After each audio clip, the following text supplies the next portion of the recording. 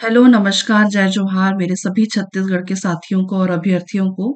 हम प्राचीन भारत का इतिहास कर रहे थे और हमारा आज का जो टॉपिक होगा इस वीडियो में वो मौर्य साम्राज्य से संबंधित होगा।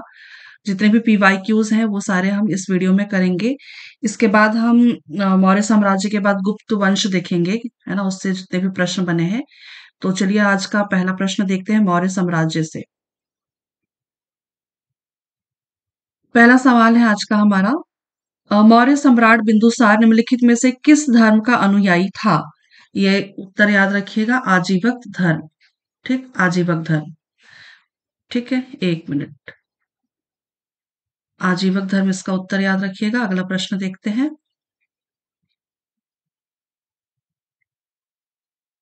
बिंदुसार आजीवक धर्म का अनुयायी था। इस धर्म के संस्थापक मोखली पुत्र गोसाल थे।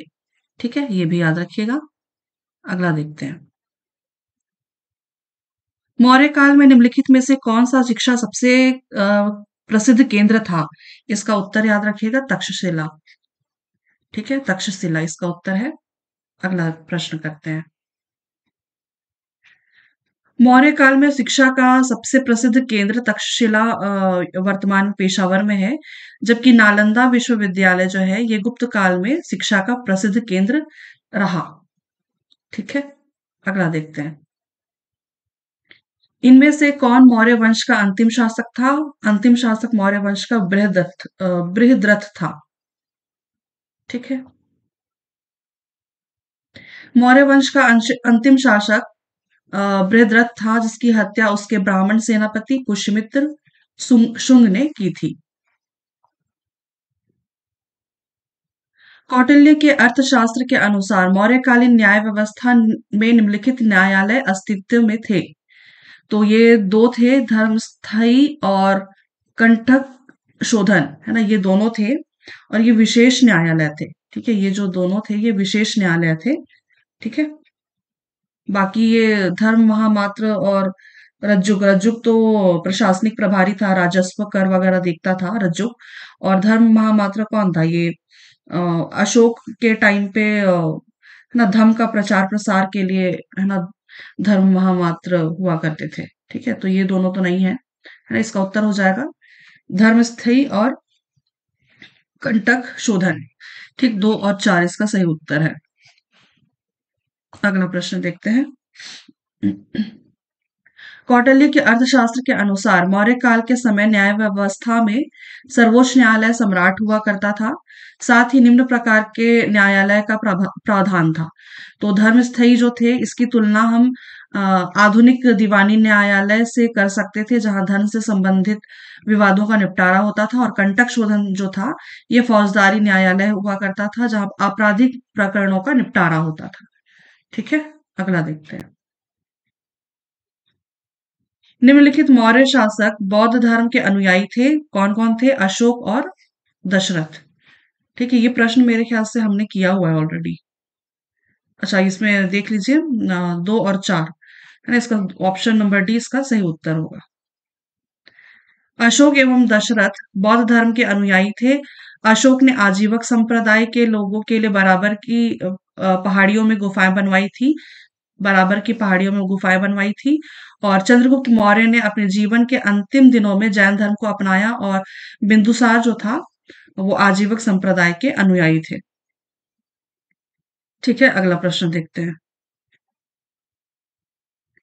निम्नांकित में से कौन सा अशोककालीन अभिलेख खरोष्ठी लिपि में लिखा हुआ है? इसका उत्तर याद रखिएगा, शाहबाजगढ़ी।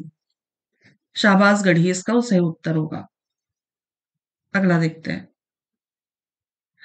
अगला है, निम्नलिखित में से कौन सा मौर्य शासक आजीवक संप्रदाय का अनुयायी था? आजीवक संप्रदाय का अनुयायी बिंदुसार था। पहला प्रश्न देखा था हमने।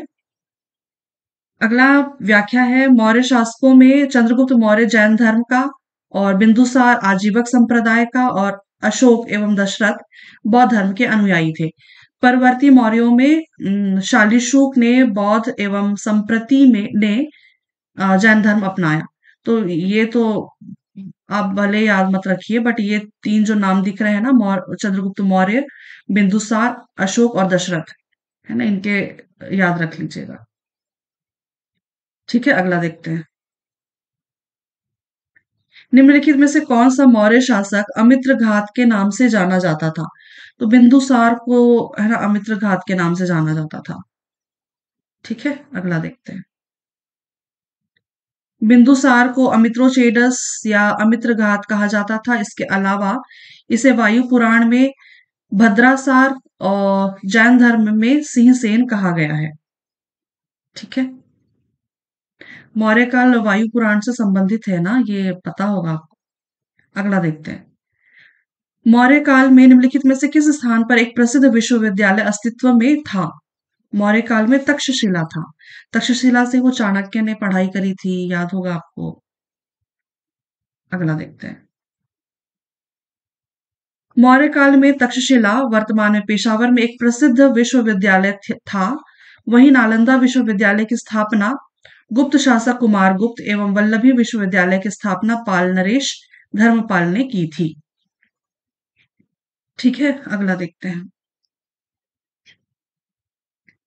निम्नलिखित में से किसने कहा था कि मौर्य काल में भारतीय समाज 7 वर्गों में विभाजित था? ये मेगस्थनीज ने कहा था। ठीक है, मेगस्थनीज। निम्नलिखित में से किसने मौर्य प्रशासन के विभिन्न विभागों के अधिकारियों और उनके कार्यों का वर्णन किया है? कौटिल्य ने। ठीक है, किसमें किया है? अर्थशास्त्र में।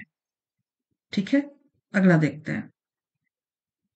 कौटिल्य का ही दूसरा नाम चाणक्य है। ठीक है, याद होगा आपको। कौटिल्य ने अपने ग्रंथ अर्थशास्त्र में मौर्य प्रशासन के विभिन्न विभागों के अधिकारियों एवं उनके कार्यों का वर्णन किया किया है। इस ग्रंथ में उन्होंने 26 अध्याय और 18 तीर्थों के कार्यों का वर्णन किया है। ठीक है, अगला देखते हैं। बेस्टाइन सीरिया के निम्नलिखित में से किस शासक ने मौर्य सम्राट बिंदुसार से मैत्री संबंध स्थापित किए थे?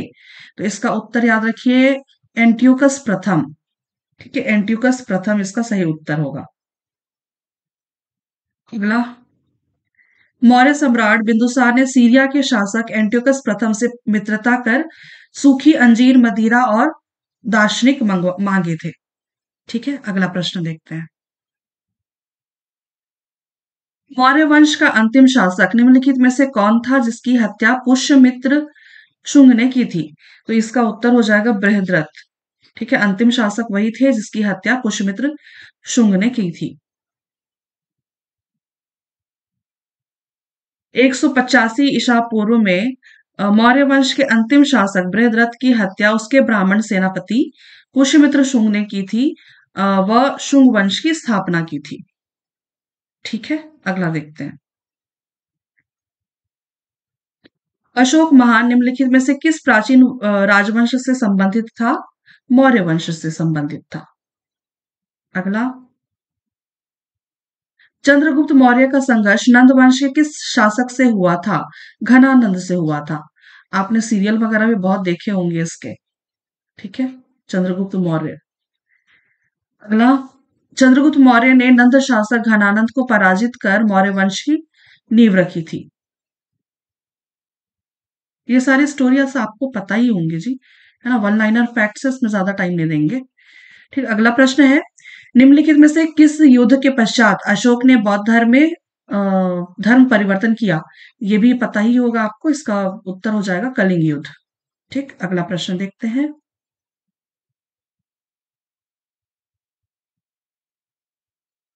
व्याख्या दिया हुआ है।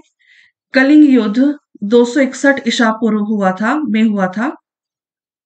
अशोक ने साम्राज्यवादी और विस्तारवादी नीतियों तथा अन्य अन्य सामरिक हितों के पूर्ति के लिए कलिंग पर आक्रमण किया। इसका उल्लेख अशोक के 13वें शिलालेख में है ना, 13वें शिलालेख में है। इस युद्ध के बाद अशोक का मन द्रवित हो उठा और उसने बौद्ध धर्म ग्रहण कर लिया। ठीक, तो ये कौन से शिलालेख में है? तो ये याद रखने की जरूरत है आपको, 13वें शिलालेख में है कलिंग का आक्रमण। ठीक है, अगला देखते हैं। मौर्यकालीन इतिहास जानने के श्रीलंका के साहित्यिक स्रोतों के नाम क्या हैं? ये प्रश्न भी हमने पहले किया हुआ है। इसका उत्तर हो जाएगा दीपवंश और महावंश। ठीक, अगला देखते हैं। अगला है, अशोक के शासनकाल में पाटलिपुत्र में आयोजित तृतीय बौद्ध संगीति का सभापति कौन था? तो तृतीय बौद्ध संगीति का सभापति मोगलीपुत्र तिस। ठीक, इसका सही उत्तर होगा। अगला देखते हैं, निम्नलिखित में से किस प्राचीन साहित्य में उपभोक्ता संरक्षण का प्रावधान है? उपभोक्ता संरक्षण का प्रावधान अर्थशास्त्र में है। कौटिल्य का अर्थशास्त्र। ठीक है, अगला देखते हैं, निम्नलिखित में से कौन सी सम्राट अशोक के शासनकाल की प्रमुख घटना थी जिसने उसके संपूर्ण जीवन को बदल दिया था? इसका उत्तर कलिंग युद्ध। अगला, यहाँ पे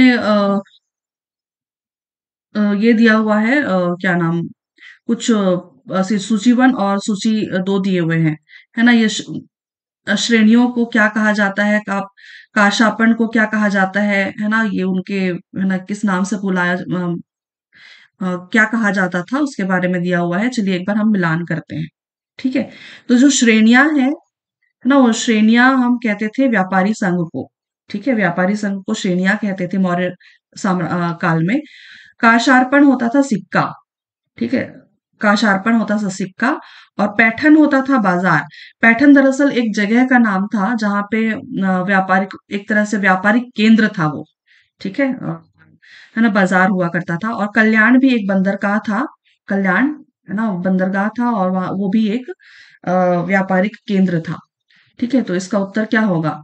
4 1 2 3, 4 1 2 3, ऑप्शन नंबर बी इसका सही उत्तर है। ठीक है, अगला देखते हैं, मौर्य काल में व्यापारिक संघों को श्रेणियां, चांदी के सिक्के को काशार्पण कहा जाता था, और इसको पर्ण भी कहा जाता था। ठीक है, चांदी के सिक्के को पर्ण। ठीक है, ये भी याद रखिएगा। ठीक है, काशार्पण कहा जाता था चांदी के सिक्के को। और कल्याण एक प्रसिद्ध बंदरगाह था, जबकि पैठन एक प्रसिद्ध बाजार। ठीक है, तो ये याद रखिएगा। कल्याण जो था वो बंदरगाह था, वो भी व्यापारिक केंद्र ही था।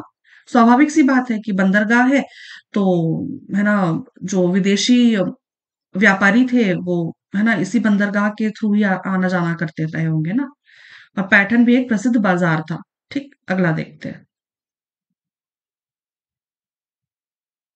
यूनानी लेखकों ने किसे अमित्र घात कहा? तो किसे कहा था? अभी थोड़ी देर पहले इसका प्रश्न देखा था हमने। बिंदुसार को कहा था। ठीक है, अमित्र घात। अगला देखते हैं, प्रसिद्ध यूनानी लेखक फ्लीट ने बिंदुसार को चेडस या अमित्र घात कहा, जिसका अर्थ है शत्रुओं का वध करने वाला। ठीक है, अगला देखते हैं, अगला है, सौराष्ट्र ने में नियुक्त चंद्रगुप्त मौर्य के निम्नलिखित में से किस गवर्नर ने कहा जाता है कि प्रसिद्ध सुदर्शन झील का निर्माण किया था? सौराष्ट्र में नियुक्त चंद्रगुप्त मौर्य के निम्नलिखित में से किस गवर्नर ने कहा जाता है कि, ये प्रश्न किस प्रकार का है, कहा जाता है कि प्रसिद्ध सुदर्शन झील का निर्माण किया था? इसका उत्तर वैसे पुष्यभिति होगा। ठीक है, पुष्यभिति। ठीक है, एक, चलिए व्याख्या देखते हैं एक बार। ठीक है, इसका उत्तर पुष्यभिति है। सुदर्शन झील निर्माणकर्ता कौन थे? तो चंद्रगुप्त मौर्य के आदेश से राज्यपाल पुष्यगुप्त द्वारा किया गया था। इसको एक बार आप चेक कीजिएगा। ठीक है, इसको एक बार आप चेक कीजिएगा। सुदर्शन झील का निर्माणकर्ता चंद्रगुप्त मौर्य के आदेश से राज्यपाल पुष्यगुप्त, है ना, पुष्यभूति है या पुष्यगुप्त है ना, एक बार चेक कीजिएगा इसको आप। ठीक है, और नहर निर्माण अशोक के महामात्य यवनराज और तुषास्प द्वारा, और पुनरुद्धार किसने करवाया? तो शक शासक रुद्रदामन के दरबारी सुविशाख ने करवाया। और पुनरुद्धार, दूसरा पुनरुद्धार कब हुआ था? तो चंद्रगुप्त के आदेश से सौराष्ट्र गवर्नर के पुत्र चक्रपालित द्वारा। तो सुदर्शन झील के बारे में एक बार आप, है ना, देख लीजिएगा।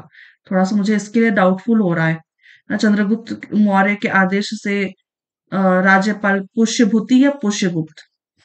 ठीक है, देखिएगा एक बार। अगला देखते हैं। किस स्थान पर चंद्रगुप्त मौर्य ने अपने जीवन के अंतिम दिन बिताए थे? तो श्रवण बेलगोला में बिताए थे। कहाँ श्रवण बेलगोला कहाँ पे है? कर्नाटक में है। ठीक है, अगला देखते हैं। निम्नांकित राजवंशों में से कौन सा प्रथम गैर क्षत्रिय राजवंश माना जाता है? तो गैर क्षत्रिय वंश जो है ना, ये नंद राजवंश को माना जाता है। ठीक है, अगला देखते हैं। इंडिका के लेखक कौन थे? तो इंडिका के लेखक मेगस्थनीज थे। ठीक है, सेल्यूकस निकेटर आपको याद होगा। ठीक है, अगला देखते हैं।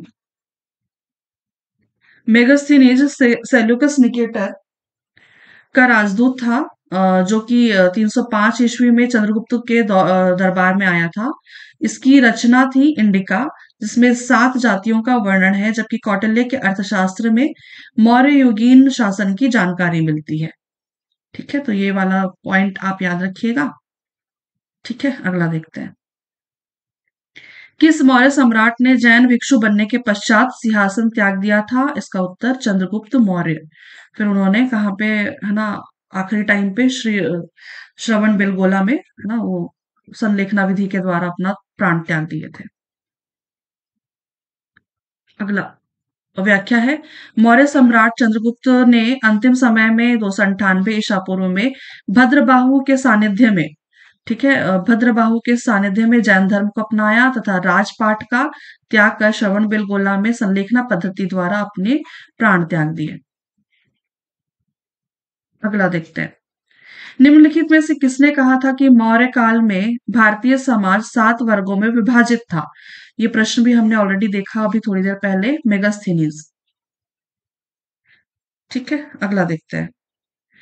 मेगास्थनीज की पुस्तक इंडिका में मौर्य काल में भारतीय समाज को 7 वर्गों में विभाजित किया गया था, जबकि कौटिल्य की पुस्तक अर्थशास्त्र में मौर्य काल के राजनीतिक व्यवस्था का वर्णन है। हेरोडोटस ने हिस्टोरिका, जिसने मतलब हेरोडोटस ने हिस्टोरिका लिखी है ना?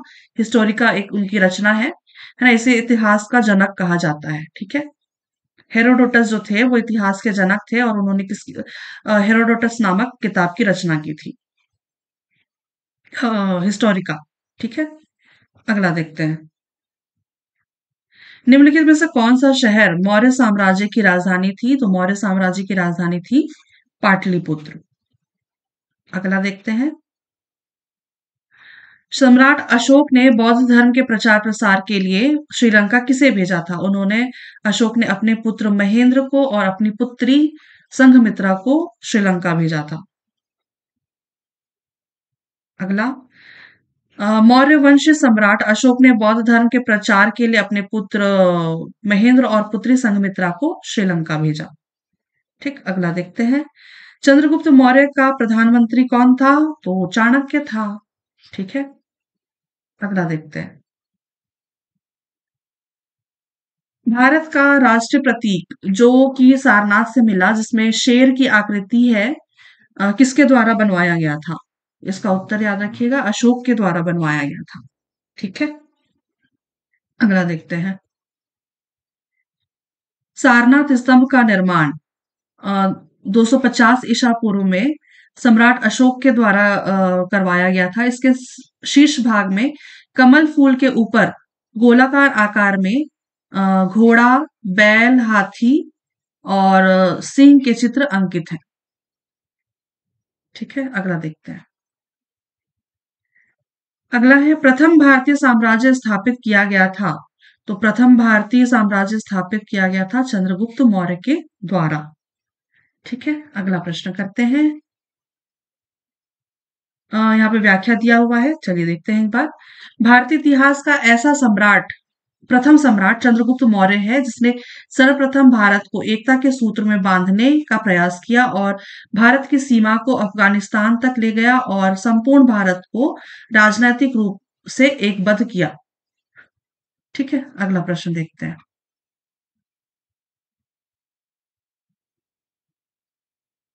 प्रश्न है, प्राचीन भारत में चाणक्य को के नाम से कौन प्रसिद्ध था? तो चाणक्य के नाम से विष्णुगुप्त प्रसिद्ध था।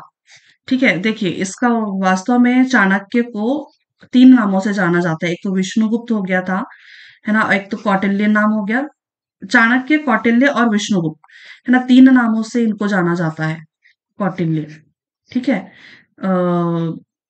चाणक्य नाम इनका बहुत बाद में पड़ा था, जब ये चंद्रगुप्त मौर्य के प्रधानमंत्री बने, है ना? विष्णुगुप्त का नाम तब पड़ा था जब ये तक्षशिला गए थे, है ना? शिक्षा के लिए, जब उनके पिता की मृत्यु हो गई, मृत्यु यानी कि घनानंद ने चाणक्य के पिता का सिर काट दिया था, है ना? उसके बाद फिर वो, है ना, पढ़ाई के लिए तक्षशिला जब गए, है ना? तब उनका नाम, वो विष्णुगुप्त के नाम से वहां पे पढ़ाई करी थी, है ना?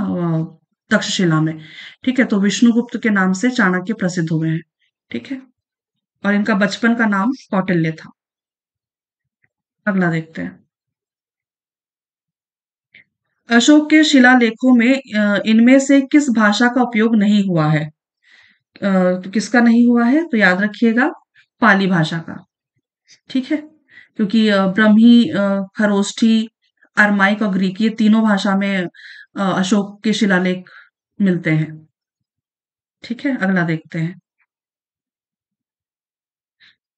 मौर्य वंश के प्रथम राजा और संस्थापक कौन थे?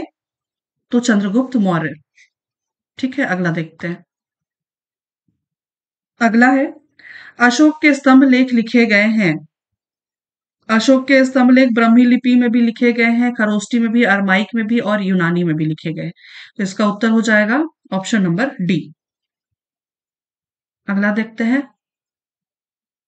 व्याख्या है, अशोक के प्राय सभी अभिलेख प्राकृत भाषा में, अशोक का एक अभिलेख छत्तीसगढ़ में भी मिला है ना? सरगुजा जिले में, है ना? तो वहां पे भी जो अभिलेख लिखा हुआ, वो भी प्राकृत भाषा में लिखी हुई है।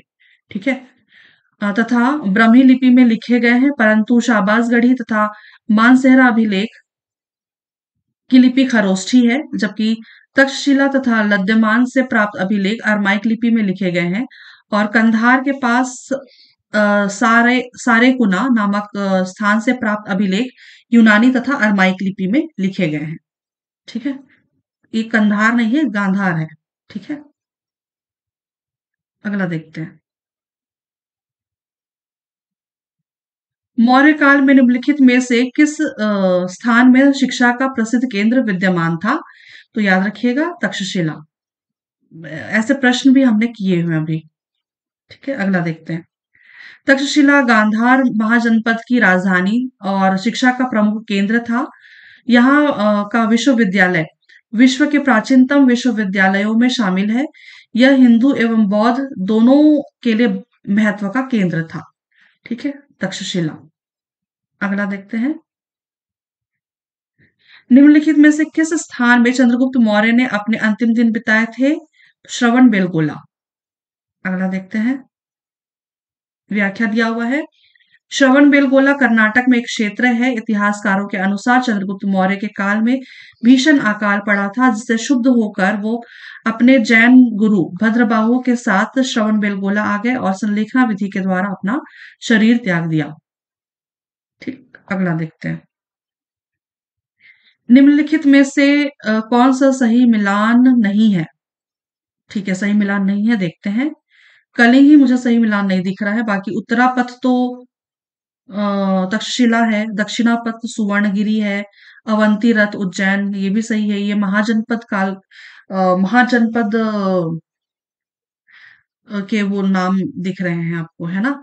तो ये सही नहीं है, तो क्या सही नहीं है? कलिंग सही नहीं है। ठीक, इसका उत्तर हो जाएगा।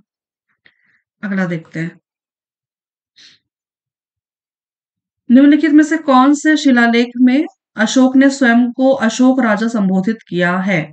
अशोक राजा उन्होंने अपने आप को बोला है। मध्य प्रदेश के गुर्जरा स्थित छोटा शिलालेख प्रथम। ये जो उत्तर दिया हुआ है, मैं इसी का ही उत्तर बता रही हूँ, इसके बारे में मुझे डिटेल में नहीं मालूम है। ठीक है, मध्य प्रदेश में गुर्जरा स्थित छोटा शिलालेख प्रथम। अगला देखते हैं। मौर्य काल में श्रेणी, श्रेणी का क्या अर्थ होता था? श्रेणी का मतलब होता था वर्ण व्यवस्था। श्रेणी का मतलब वर्ण व्यवस्था। ठीक है, अगला देखते हैं।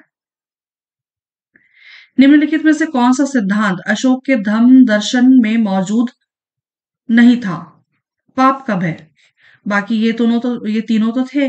अहिंसा, धार्मिक सहिष्णुता और सभी को समान व्यवहार, है ना? पाप का भय जो था ना, ये शामिल नहीं था अशोक के धम्म में।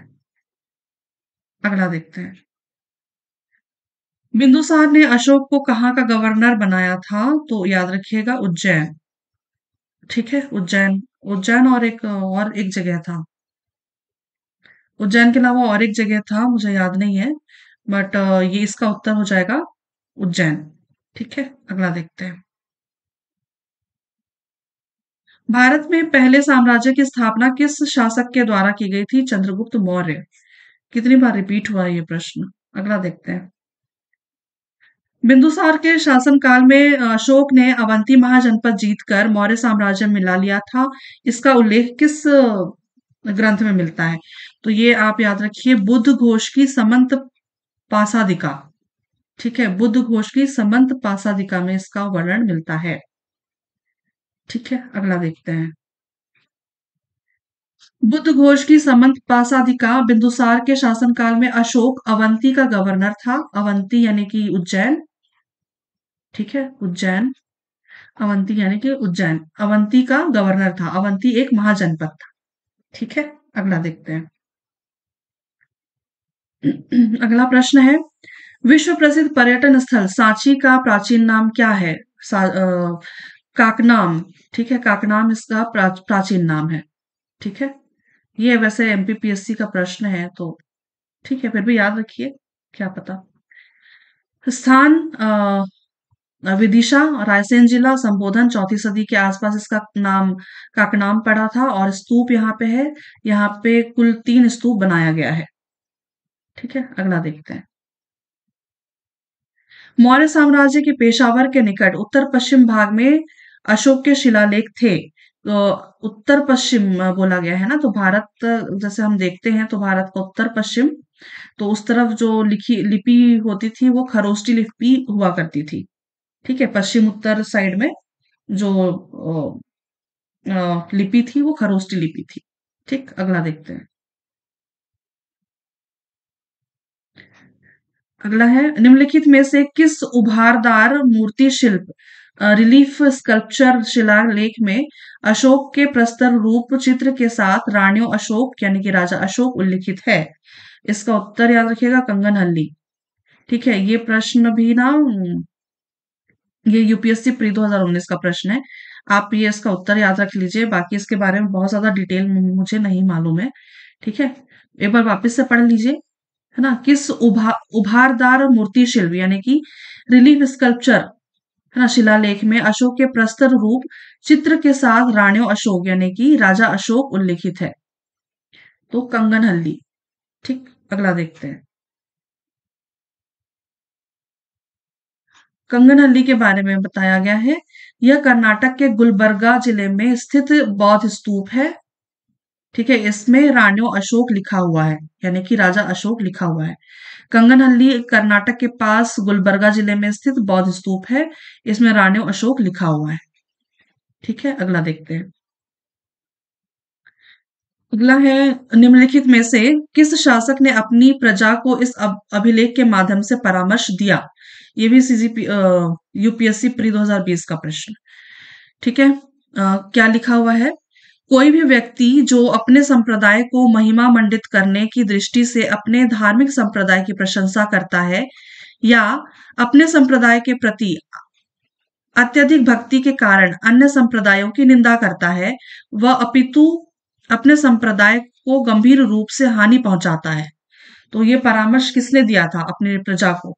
तो इसका उत्तर याद रखिएगा, अशोक। ठीक, इसका उत्तर हो जाएगा अशोक। ठीक, अगला देखते हैं। अशोक अपने 12वें वृहद शिलालेख में सभी संप्रदायों को समान मान्यता देने की बात कहता है। ठीक है, अगला देखते हैं। मौर्य काल में एग्रोनोमोई अधिकारी निम्नलिखित में से किस क्षेत्र से संबंधित था? तो ये ना सड़क निर्माण यानी कि मार्ग निर्माण से संबंधित था। ठीक है। एग्रोनोमोई एक पद का नाम था। ठीक है। तो ये जो था ये सड़क निर्माण से संबंधित था। अगला देखते हैं। एग्रोनोमोई के बारे में थोड़ा सा डिटेल दिया हुआ है। राजस्व संग्रह, सिंचाई सुविधाओं का पर्यवेक्षण, न्यायिक प्रशासन, सड़कों का रखरखाव से संबंधित था। ये विभाग जो था एग्रोनोमोई, उनको मतलब एग्रोनोमोई जो था उनके पास ये विभाग उनको मिले हुए थे। राजस्व संग्रह, सिंचाई सुविधाओं का पर्यवेक्षण, न्यायिक प्रशासन, सड़कों का रखरखाव आदि। ठीक है। अगला देखते हैं। सम्राट अशोक के इतिहास जानने के मुख्य स्रोत अभिलेख हैं। उसके अरमाइक भाषा के कितने अभिलेख प्राप्त हुए हैं? तो अरमाइक भाषा के 3 अभिलेख प्राप्त हुए हैं। ठीक है। अगला देखते हैं। सम्राट अशोक ने पहली धर्म यात्रा निम्नलिखित स्थान पर की थी। तो उन्होंने पहली यात्रा बोध गया से स्टार्ट करी थी, है ना? बोध गया गए थे। अगला, कौटिल्य के अर्थशास्त्र के अनुसार क्षेत्रक किसे कहा जाता था? तो क्षेत्रक किसे कहा जाता था? भूस्वामी को कहा जाता था। क्षेत्रक, क्षेत्र मतलब खेत, है ना? तो खेत से संबंधित चीजें ही होंगी। तो इसका उत्तर हो जाएगा भूस्वामी। अगला देखते हैं। मौर्य प्रशासनिक व्यवस्था में निम्नलिखित में से कौन सा अधिकारी भू राजस्व विभाग का प्रमुख होता था? इसका उत्तर हो जाएगा समाहर्ता। ठीक है। समाहर्ता, भू राजस्व विभाग का अधिकारी समाहर्ता कहलाता था। अगला, शीताध्यक्ष कौन हुआ करता था? राजकीय कृषि विभाग का अध्यक्ष। समाहर्ता था भू राजस्व विभाग का प्रमुख। और सन्निधाता सन्निधाता हुआ करता था राजकोष का अध्यक्ष। ठीक है। अगला देखते हैं। निम्नलिखित में से किस यूनानी शासक के साथ चंद्रगुप्त मौर्य ने वैवाहिक संबंध स्थापित किए थे? सेल्यूकस निकेटर, इनकी पुत्री थी कौन? हेलेना। ठीक है। अगला देखते हैं। चंद्रगुप्त मौर्य ने सेल्यूकस निकेटर की पुत्री हेलेना से विवाह किया था। सेल्यूकस निकेटर मेगास्थनीज को राजदूत के रूप में चंद्रगुप्त मौर्य के दरबार में नियुक्त किया था। ठीक है। अगला, निम्नलिखित में से कौन सी घटना मौर्य वंश के इतिहास क्रम की पृष्ठभूमि है? अलेक्जेंडर का आक्रमण। ठीक है। अलेक्जेंडर का आक्रमण हुआ था मौर्य वंश के टाइम पे। ठीक। अगला देखते हैं। निम्नलिखित में से किस अभिलेख में अशोक न मगध का प्रियदर्शी राजा का विरुद्ध अंकित किया है? ये प्रश्न ही अजीबोगरीब है। निम्नलिखित में से किस अभिलेख में अशोक न मगध का प्रियदर्शी राजा का विरुद्ध अंकित किया है? कैसा प्रश्न है ये? मुझे समझ में नहीं आया। बाकी इसका उत्तर मास्की शिलालेख लिया हुआ है। ठीक है। मास्की शिलालेख। ठीक है। देखते हैं अगर कुछ डिटेल दिया होगा तो। दिया ही क्या है? कुछ भी नहीं दिया हुआ है। प्रश्न ही अजीब सा है। यहाँ पे लिखा हुआ है कौशाम्बी का शिलालेख, 3 शासकों का उल्लेख मिलता है उसमें। मास्की शिलालेख मगध का प्रियदर्शी राजा, मतलब अशोक को उस शिलालेख में यानी कि मास्की शिलालेख में अशोक को मगध का प्रियदर्शी राजा कहा गया है, ऐसा कुछ होगा, है ना? और भाब्रू शिलालेख है ना, इसमें 7वां व सबसे लंबा अभिलेख है। भाब्रू शिलालेख जो है ये 7वां व सबसे लंबा अभिलेख है अशोक के बारे में। ठीक है। ये अशोक का जो शिलालेख है भाब्रू शिलालेख, वो 7वां और सबसे लंबा अभिलेख। और सारनाथ का जो स्तंभ लेख है वो 4 सिंह युक्त स्तंभ लेख, ये तो चलिए देखा है हमने। ठीक है। बाकी ये जो मास्की शिलालेख है ना, ये कर्नाटक में है। ठीक है। ये याद रखिएगा, है ना? उसमें लिखा गया है मगध का प्रियदर्शी राजा। अगला देखते हैं। इंडिका के लेखक कौन है? इंडिका के लेखक मेगास्थनीज हैं। अगला, मौर्यकालीन प्रमुख रचना इंडिका के लेखक मेगास्थनीज हैं। और मेगास्थनीज सेल्यूकस निकेटर का यूनानी राजदूत था जो चंद्रगुप्त मौर्य के राज दरबार में 302 ईसा पूर्व से 288 ईसा पूर्व के मध्य आया था। अगला, अशोक के अभिलेख किस भाषा में है? अशोक के अभिलेख प्राकृत भाषा में है। ठीक है, अगला देखते हैं। अशोक के अभिलेख मुख्यतः ब्राह्मी लिपि एवं प्राकृत भाषा में लिखी गई है। इसके अभिलेख ग्रीक अरमाइक भाषा में भी लिखी गई है और खरोष्ठी लिपि में भी लिखी गई है। याद रखिएगा। अगला देखते हैं। प्राचीन काल में चांदी के सिक्के किस नाम से जाने जाते थे? है ना, तो इसको हम यहाँ पर्ण लिखा हुआ है, वास्तव में ये पर्ण है। ठीक है, इसका उत्तर हो जाएगा पर्ण। ठीक है, बाकी कुशन तो पता नहीं, बट काशार्पण जो था ये भी मौर्य काल से संबंधित था। ठीक है, काशार्पण है ना। और सोने के सिक्के को क्या कहते थे? निष्क कहते थे शायद, है ना। सोने के सिक्के को सोने के सिक्के को निष्क कहते थे। और क्या होता था? तांबा, है ना। तांबा को क्या कहते थे?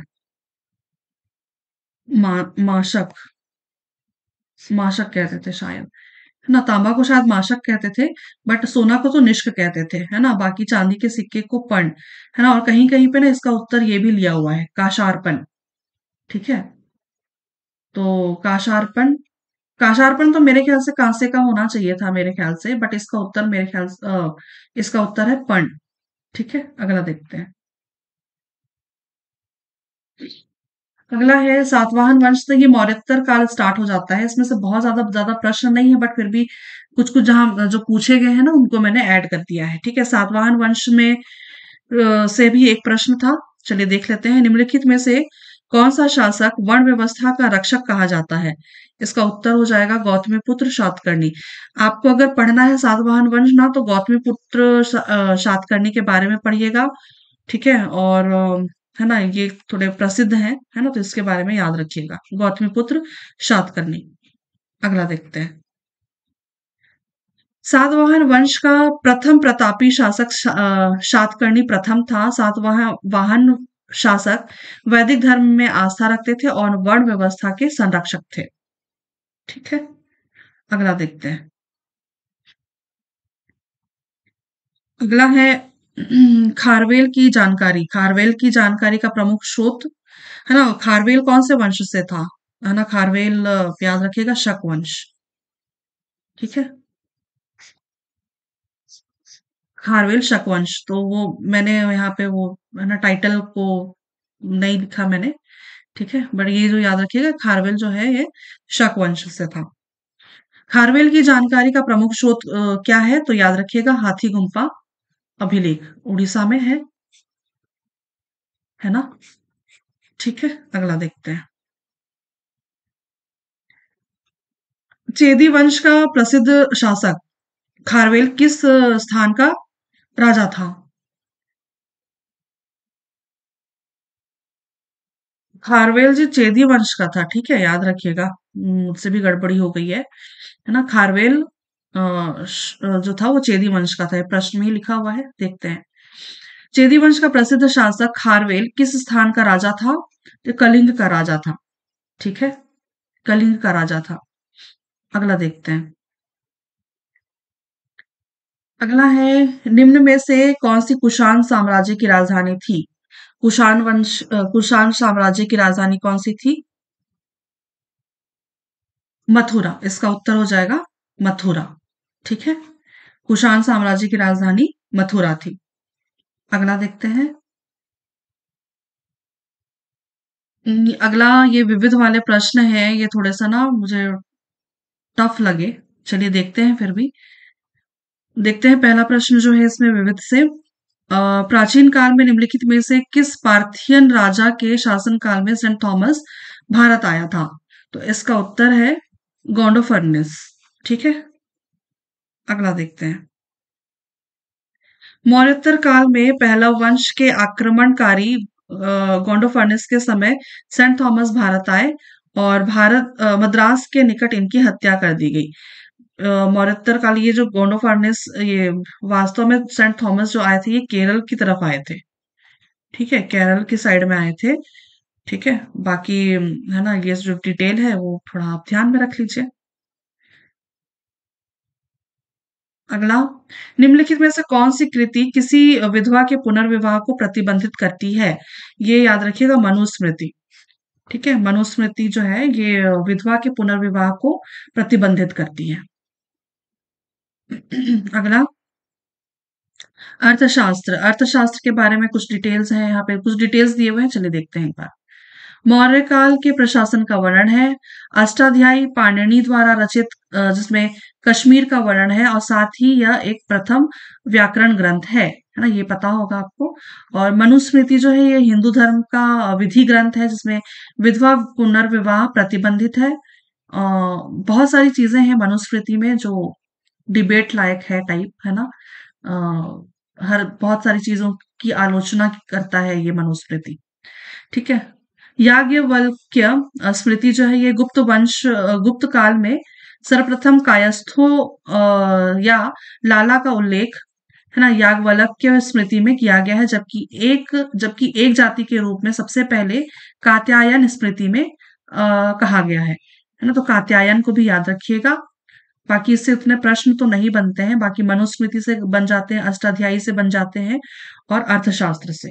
तो ये 3 पॉइंट, 3 जो है ना साहित्य है ना, इनको याद रखिएगा। अगला देखते हैं। अगला, भारत पर प्रथम अ, बार किस विदेशी आक्रमणकारी ने हमला किया था? वैसे इसका उत्तर ना पुरुष दिया लिया हुआ है। ठीक है, इसका उत्तर पुरुष लिया हुआ है। ठीक है, बाकी इसके बारे में और कोई डिटेल यहाँ पे भी नहीं दिया हुआ है।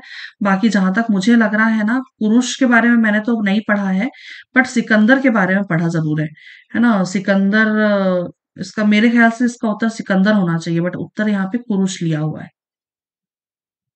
ठीक है, अगला देखते हैं। निम्नलिखित में से कौन सी जोड़ी प्राचीन भारत का राजा एवं राजवंश सुमेलित है? तो उत्तर यहाँ पे मूलदेव लिया हुआ है। ठीक है, मूलदेव है ना, ये शुंग वंश से है, ऐसा इन्होंने इनके अनुसार है। बाकी ये तो खैर ये तो सारे के सारे हालांकि गलत ही है ना। मिलिंद जो है ये शक वंश से संबंधित नहीं थे, है ना। मैंने मिलिंद पन्हो पढ़ा हुआ है, जो बौद्ध ग्रंथ है एक, है ना। कहाँ के राजा थे ये मुझे ध्यान नहीं, शायद यूनानी थे शायद, है ना, या इंडो ग्रीक ऐसा कुछ है इनका, है ना। बाकी ये जो रुद्रदामन, रुद्रदामन तो शक वंश से ही है ना। रुद्रदामन शक वंश, और पुलुमावी ये सातवाहन वंश, और ये है ना करिकल जो है ये चोल वंश से है। ठीक है, तो ये तो ये चारों जो है ना ये सारे के सारे तो गलत हैं। बाकी इसका उत्तर लिया हुआ है मूलदेव, है ना, शुंग वंश। ठीक है, तो इसका उत्तर ये हो जाएगा मूलदेव। अगला देखते हैं। निम्नलिखित को कालक्रमानुसार व्यवस्थित कीजिए। चलिए इनका कालक्रम एक बार देखते हैं। सातवाहन का काल क्या था? लगभग दूसरी से तीसरी सदी में था, है ना, सातवाहन काल। ठीक है, और वाकाटक कब था? वाकाटक आया था तीसरी सदी में, और फिर ये तो 6वीं से 12वीं सदी तक चला था, है ना।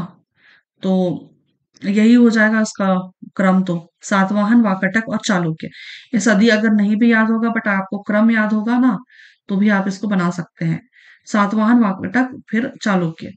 तो इसका उत्तर 1, 2, 3 ही इसका सही क्रम होगा, ऑप्शन नंबर डी।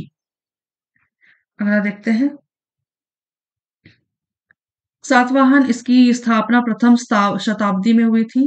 प्रथम शताब्दी में हुई थी कि दूसरी शताब्दी में हुई थी जी? मुझे ध्यान है कि दूसरी सदी में हुई थी। ठीक है, वाकाटक, इसकी स्थापना तीसरी सदी में हुई थी। चालुक्य की स्थापना 10वीं शताब्दी में नहीं हुई थी, ये 6वीं से 12वीं तक चली थी, क्योंकि बहुत सारे चालुक्य आए थे ना, क्या वातापी, और क्या क्या नाम था, वातापी, चालुक्य, और 3 नाम मिलते हैं जी। ध्यान नहीं है मुझे। बट हाँ, ये 6वीं से 12वीं शताब्दी तक चले थे ये। ठीक है, चालुक्य। अगला देखते हैं। सातवाहन शासकों के संदर्भ में निम्नलिखित कथनों में से कौन सा कथन सत्य है? चलिए देखते हैं। सातवाहन नरेश प्राकृत भाषा के पोषक थे, तो ये बिल्कुल सही है।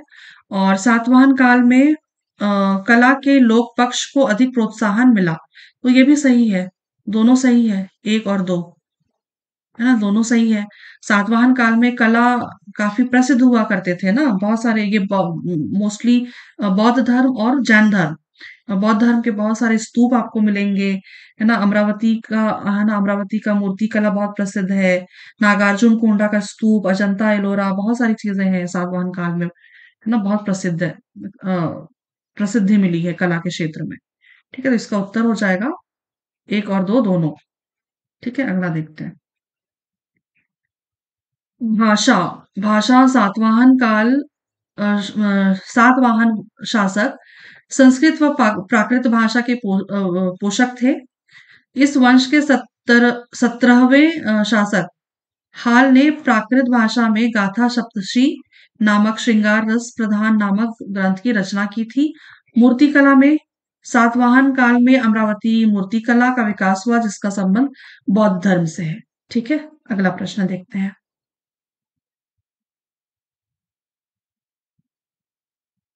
निम्नलिखित में से किस वंश के शासकों को पुराणों में श्री पर्वती कहा गया है?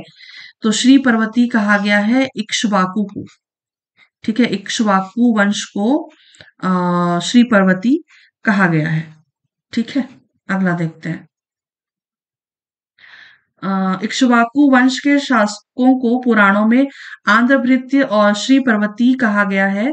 ये पहले सातवाहनों के सामंत हुआ करते थे। अपने स्वतंत्र सत्ता की घोषणा अ, सातवाहनों के पतन के बाद किया गया। ठीक है, तो ये ऐसे प्रश्न भी आ जाते हैं। ठीक है, इक्ष्वाकु वंश के बारे में भी थोड़ा बहुत डिटेल आप देख लीजिएगा। बाकी आप जितने भी पीवाईक्यूज थे मौर्य और मौर्योत्तर काल से हमने देख लिए हैं। अगला हम देखेंगे गुप्त काल से संबंधित प्रश्न अगले वीडियो में।